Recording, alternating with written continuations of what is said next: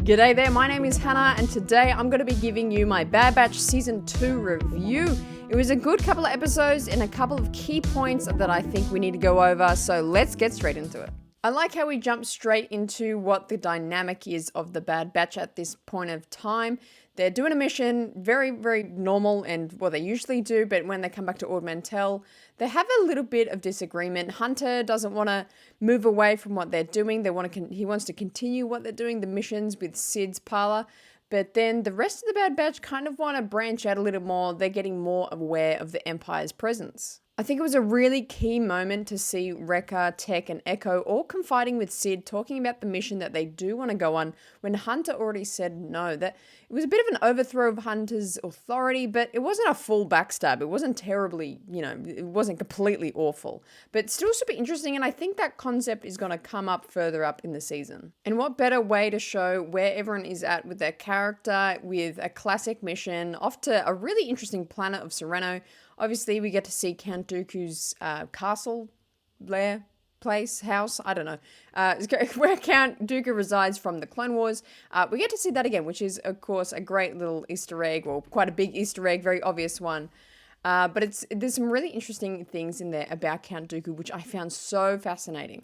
I thought it was a great idea that this show came out after Tales of the Jedi, because in Tales of the Jedi, we got a great backstory of Count Dooku, and we kind of empathized with him a little bit as he was trying to do good by the galaxy. He didn't like the corruption he was seeing in the Jedi. But in this episode, we really see that he exploited his own planet. He became so corrupt himself.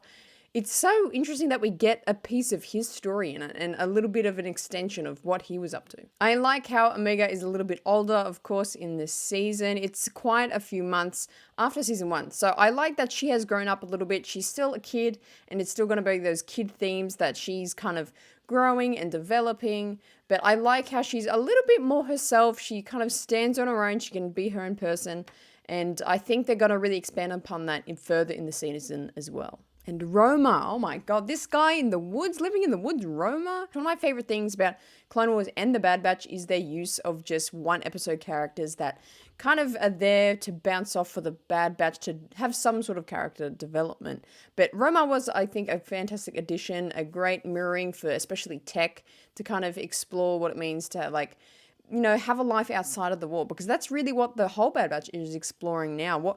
What is life without war and without fighting and without being soldiers? Another really key point with this storyline of what it is to be a soldier without the war and where do the clones fit, I think that's even going to happen in the Empire. Of course, Captain Wilco, may he rest in peace. Rampart is obviously very insecure about his place in the Empire, making sure that nothing gets to the higher-ups and that he is seen by mainly Tarkin as a good vice admiral, and he's doing the best job ever. So a little bit insecure. He's going to do some radical things, I feel, further into the season. If this is like episode 2 and he's just killing random captains, when I feel like more is going to come of his character. In season 1, I found he was a little bit, pushy, ovary-ish. Those aren't words, but it was a bit of a pushover. But I think this season he's going to kind of firm up a little bit with his fear to impress Tarkin. From these episodes, I definitely gathered that we will be getting a clone uprising some point further into the season. Now, I am going to spoil something in the trailer, so if you haven't seen the trailer, I'm going to mention something in it. Of course, Commander Cody being in the show, I think there's going to be some sort of clone uprising where they kind of challenge the inhibitor chip. The main point is to go against the Jedi and kill Jedi, but I think when the clones think of themselves as brothers, I think they're going to all realize that the Empire is doing them wrong, and they're going to kind of revolt against the Empire, and I don't think that's going to be very successful for them. And that's kind of all the major moments of these episodes. A little bit lackluster in the wow factor for me, but overall, this was a great recap of where everyone's at. Fingers crossed I still get my Boba Fett cameo in this show, which I predicted a couple weeks ago in another video. So I think this is going to be an exciting season. I know the lackluster, the non-punchiness of the premiere, I think is setting us up for a really, really punchy season. So sit tight, make sure you subscribe for all the Bad Batch and any Star Wars content on the channel. I'll see you next live stream. We go live every Tuesday, 5 p.m. Pacific, 8 p.m. Eastern, and gaming every Sunday night. My name is Hannah, and always choose the Raeside.